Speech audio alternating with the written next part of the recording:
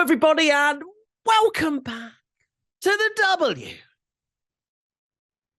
WTF1 podcast. I did say to Twitch that it would be the biggest or the longest or the loud. I don't know, one or another, but I gave it some serious oomph because, wow, we've got some news. Tom Bellingham, the WTF1 founder and founder of My Heart.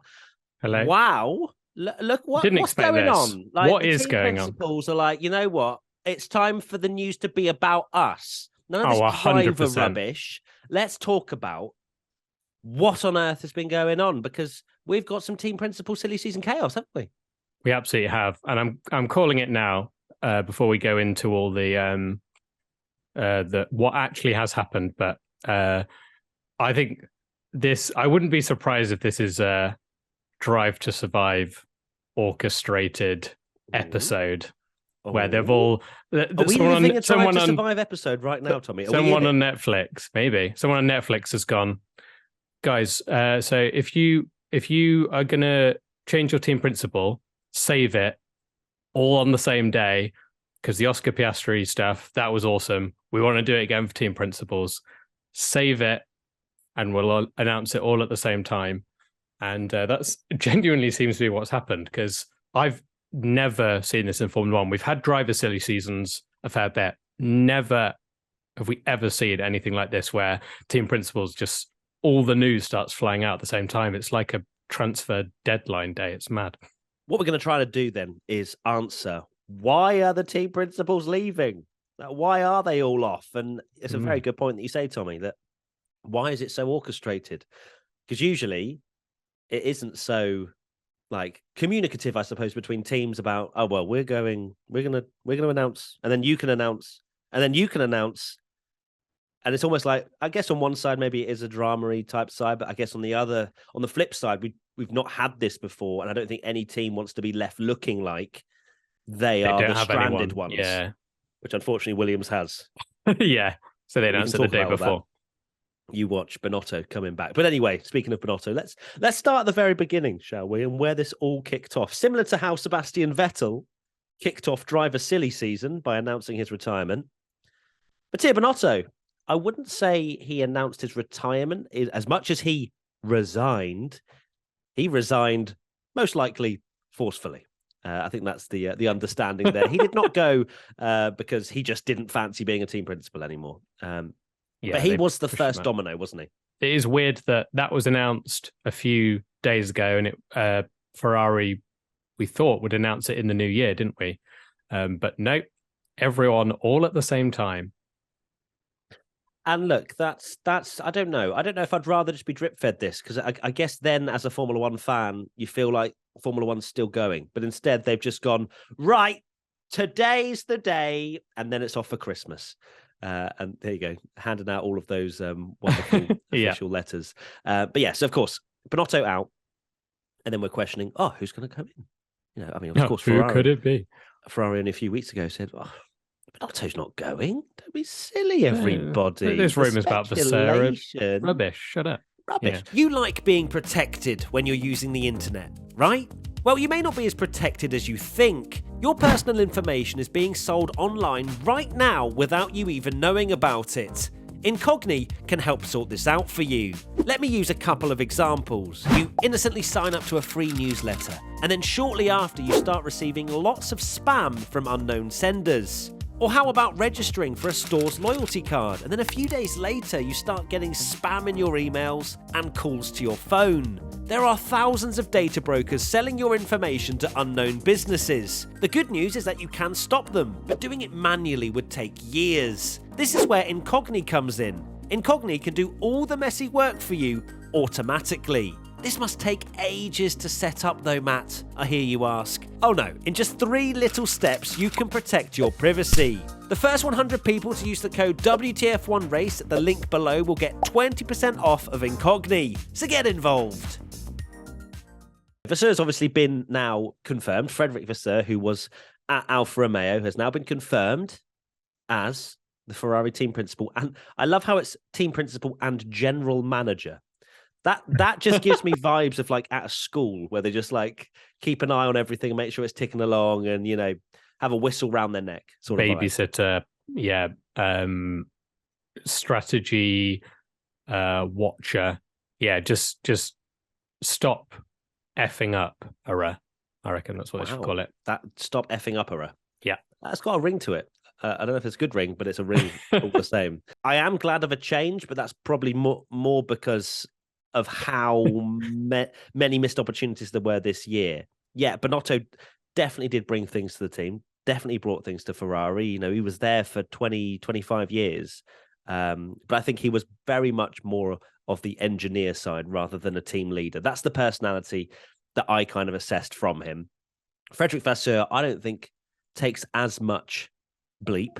I feel like he could. It's very difficult to assess, isn't it? He starts, I think, January the 8th or something, and that's when he can really kick into gear and try and figure out what's going wrong. What I would say is I think the first thing he should do is walk through the Ferrari HQ and find which room is strategy, and then go and have a chat with them and discuss the season. A chat.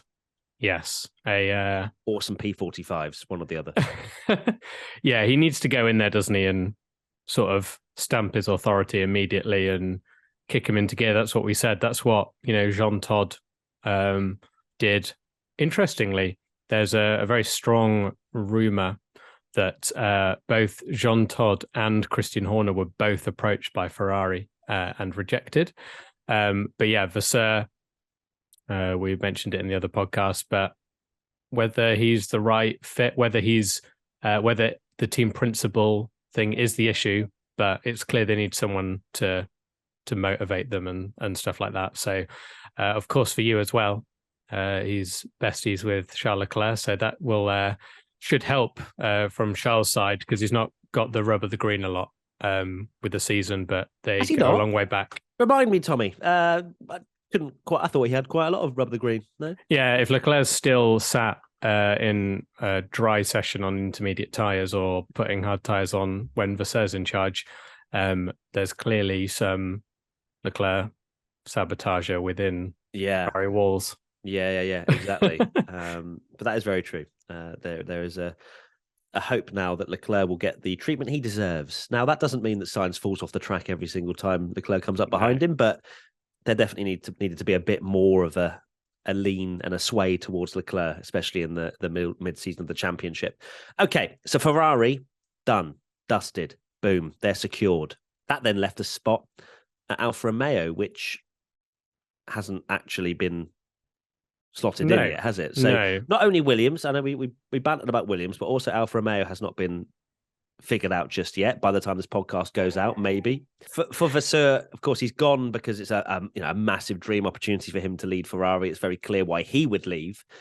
Who's going to take his spot? Yeah, for everyone in the chat that's now going, Seidl. He's been announced as the CEO. So he's not actually the team principal. He is the big dog now.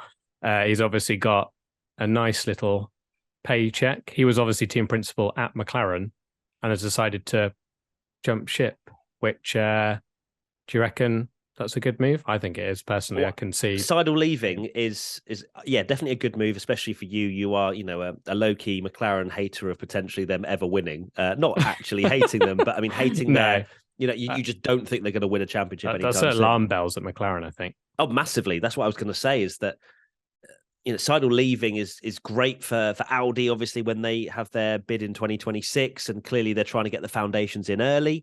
And it's a great move for them. I think Seidl is a brilliant team principal, personally, and to have someone as a CEO, and clearly, he's got the record to be able to say, yeah, I can take on this role. But also, I think it's a bigger story that he's left McLaren, who's supposed to be this giant in Formula One, and they've got so much resource and blah blah blah. But the fact that he's left, when I personally thought Seidl was someone completely ingrained in the McLaren team, couldn't really be budged maybe as easily. But Audi have big Wonga got the cash out. Audi are talking the talk, aren't they?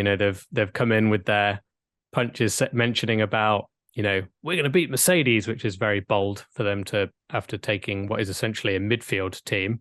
A few people saying Capito, because we briefly mentioned it, but yesterday Capito left his position at Williams, which hasn't been filled.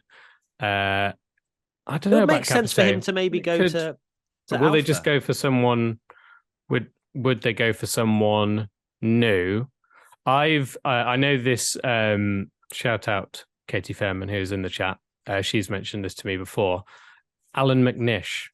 I think that would be a good shout. I could see that happening personally. Wow. The Audi connections, manage their Formula E team, very ingrained in that Audi team. I could see that. For me, though, fair enough. As you say, the connections are there. But I can't imagine Williams have binned off Capito without him having, or Capito, however you say it, that he's just going to be now unemployed and not. Surely he's moving somewhere. Like it makes. It's a weird sense. one, isn't it? That he's the yeah. It's really odd that I didn't see that coming because it feels very recent that he's only just kind of jumped in there. That's why it feels too quick for him to just be binned off again. Williams can't surely have expected anything else than what they really achieved this year. They scored a few points and whatever, but yeah, for me, he must be a piece of the jigsaw to fit somewhere else. And whether it's Alfa Romeo, who knows? But just to clarify, Seidel is not. Well, right now he's not going to be CEO and team principal, as far as we know. No, So, it is really interesting, and then the other piece of the puzzle is obviously the new guy that's come in at McLaren, which is very much just someone, dare I say, similar to Binotto, that's kind of gone, just kind of working his way up through the ranks of Formula One management, if you like. Very similar name. When I first read it, my dyslexia was like, what is going on here? I thought it was a joke, but yeah, because it's Andreas Seidel, and then the guy replacing him is called Andreas Stella. So when you've woken up early and you're kind of looking at that name, you're like, wait, what? I thought he was leaving. Oh no, that is a different name. And it gave me very much the vibe of not wanting to change the initials on the team kit. They were like, look, the budget cap is really you just scratch the S off the name. Yeah.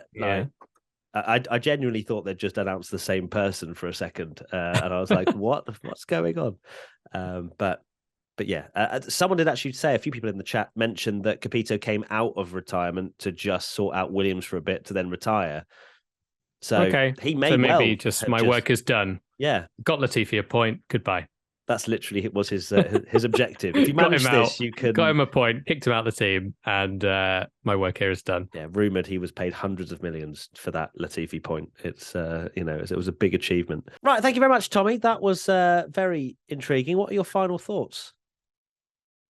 Thoughts. You didn't think I was going to ask you that? I think I need to change Grace.